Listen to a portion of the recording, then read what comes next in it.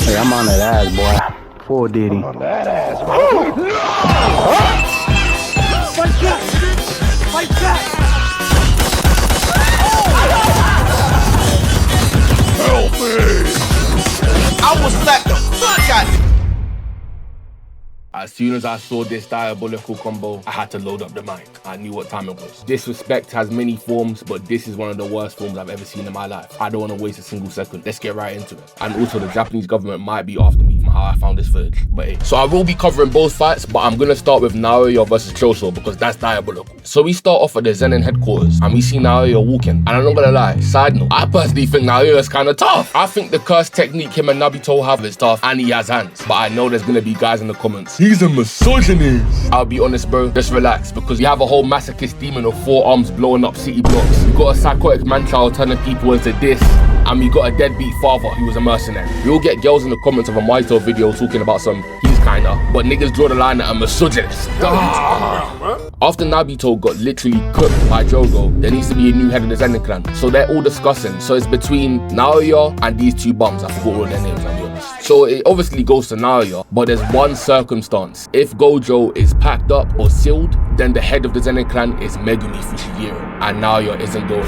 He gets all the details, and he finds out the only way to get Megumi is to take this man Yuji off the map. So we go to Shibuya. Yuji and Choso are there packing up cursed spirits. We got Yuji getting in the wind and getting chased by at least 200 cursed spirits. Look at this one. Is that the Noah Lyle's cursed spirit or something? How is he in the wind like that? So they're running through the underground right now. As he's getting in the wind, he calls for Choso, and Choso booms all the cursed spirits. But this one curse thinks he's a part of Sneaking Nation. He's about to sneak Choso, but Yuji ain't going for it. Comes in with a clean uppercut, and he has to aura farm after. Look at him. We saw the kill, bro. Okay, nigga has to stand there drenched in blood. So now that they've got rid of most of the cursed spirits, they're chilling until someone says, and I guess everyone's just aura farming, because look how he's posted up. Bro, we see this trash house fit. Now, yo, it's okay. And we already know him especially is not doing it for the girls, so I don't know why he's aura farming. But he tells him he doesn't give a toss about his ugly Nazi dragon looking ass. He's only there for Megumi. He needs to take him out. But Yuji's like, I won't let you do that to my friend. Here's where the disrespect starts, bro. He says, nigga, fuck your friend. Hits the Spider-Man pose after. Choso tried coming with the assist, but bro appears behind him. And here's where Naoya generally makes an example out of Choso. He turns into Kenshiro from Fist of the North Star, because he hits the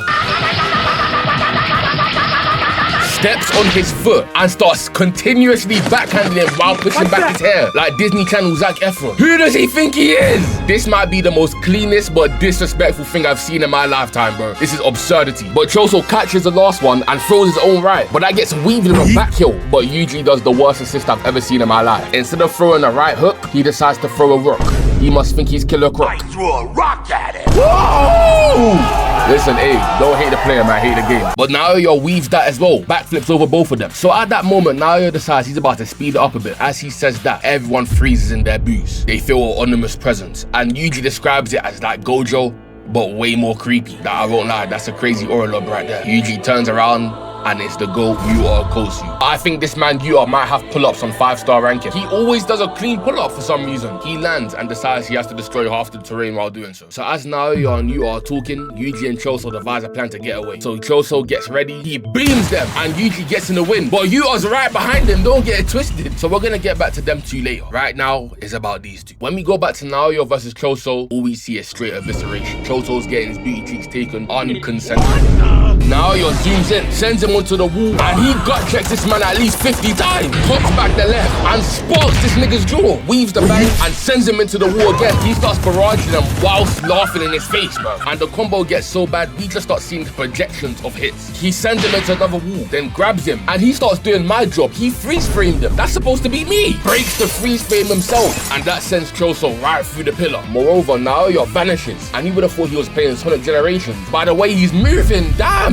Trying to clear the stage in under a minute. But Choso might got observation hawk. He predicts that. But Naoya weaves. But Choso tried to grab him at the same time. But he gets weaved again. He shanks Choso right in his stomach. But Choso low-key locked in here. He started giving Naoya a yappuccino about brothers, free of charge. And whilst he was doing that, he was leaking all the blood that he got stabbed with. And floods the entire underground with his blood. But Naoya, once again, is essentially a Sonic character. He is weaving all of this blood with a smile on his face. Send this man to Arkham Asylum. So after he weaves all of it, Choso solidifies the blood on his body to slow him down a bit. And they're both in the dark, and Choso says, Your time has come. But Naoya calls cap and he runs in there full speed. Naoya's confused as to why he isn't launching the attack until he realized he got caught into a trap, Yu-Gi-Oh style. And so he ends up off screen booming Naoya. Next clip we see he's on all fours. Ooh, got his ass. But we're gonna get back to these two in a second. Let's go all the way back to Yuta versus Yuji. Next clip we see of these two, Yuta slimes out a whole curse just to get to Yuji and puts a sword right on his chest. Probably had him feeling like a victim of the UK experience. Yuji jumps up and barely weaves a sword slash. Yuta comes in, but Yuji weaves every slash again. He might be a representative from Weave Nation because he is not stopping them. It's like a 10-week streak. Until he jumps on the blade and sends himself backwards, but Yuta ain't done. Zooms in and sends that man right out the building, and we see bro's curse energy. We find out Yuta has the most curse energy in the entire series. It is constantly flowing around him and boosting him at the same time. But you know, as is Jujutsu Kaisen, they have a contract with Mappa that they have to glaze Gojo by any means necessary, because randomly they get on the topic of Gojo and they just have to glaze him, you know, just a little bit. But Yuta says, convo's done, you're cooked. And I have to call cap on that statement because he comes in with the aim for Stormtrooper, missing every single slash. And we get a little expo on how most curse users will surround themselves with curse energy. So it's a bit unpredictable to where they're gonna put most of it when they attack. But Yuta is a different breed. Because he has so much curse energy, it is constantly covering every single part of his body. Meaning no matter what, any attack can take you out the game. But Yuji gets a little flashback boost after remembering Nanami getting slammed out. Slides through the window of this car, grabbing a knife. But Yuta's moving fully reckless. Grabs a car and flings it at Yuji. Yuta jumps off the car and look at this shorts. This man is menacing. Here's where Yuji realizes he's really not built like that. He's trying to imbue his blade with curse energy, but he's really flopping it. But in the end, he manages to get it up. And they clash, but Yuta knees him in his stomach, breaks the knife, and slashes his belly. But Yuji ain't going down without a fight. Breaks the blade right after. And so Yuta gives him his praise real quick. And as Yuji's running in, we got another pull-up.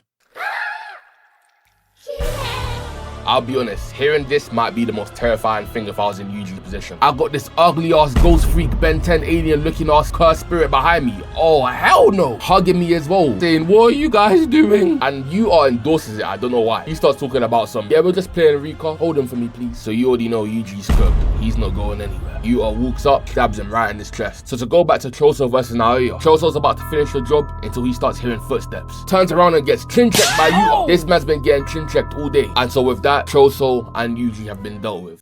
Let me think of a bar. Wait, hold on, wait. Yeah, SCG, shout out SCG.